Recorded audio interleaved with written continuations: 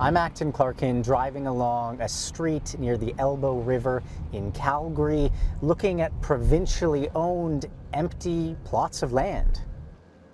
This is where we're seeing the brunt of the downtown flooding. After Calgary's 2013 flood, the government of Alberta made dozens of offers to buy people's damaged homes along the Elbow River. 17 were accepted in the Roxborough, Rideau Park, and Elbow Park neighborhoods. That land is better protected from flooding now, but back then, the province said the homes were in the floodway and at risk. The houses were demolished a few years later. The province has been maintaining those lots ever since. But now, Alberta's Ministry of Infrastructure says some of these lots will go up for sale early next year. The City of Calgary has first dibs on buying the properties if there's a good municipal use for them. If the city passes, they'll go up for sale to the public. We don't yet know if the city will be in the market. In a statement, it says the City of Calgary cannot comment on the purchase of properties that are not currently listed. We look forward to reviewing the complete listing or listings from the province once it is available. Longtime councillor John Carlo Carra's Ward 9 boundaries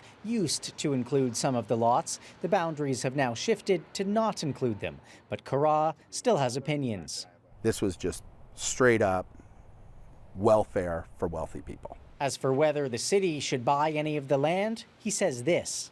I think that it would behoove us to consider whether there is a good municipal use. I would probably suggest to you that they're not good park spaces and that they should be turned back to housing. Some locals prefer to see the lots sold directly to the public, including Tony Morris, who started the Calgary River Communities Action Group. He also speaks for the Rideau Roxborough Community Association. We don't want to see the municipal taxpayer now purchase these properties. It seems to me to be a double hit.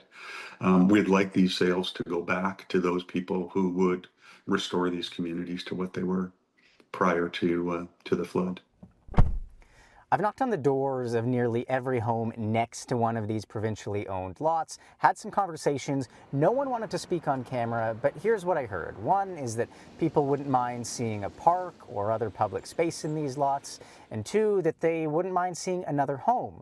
But there was some opposition to the idea of an apartment or condo going in these spaces. Councillor Carra weighed in on that too. I personally believe they are significantly protected from that outcome just by market forces.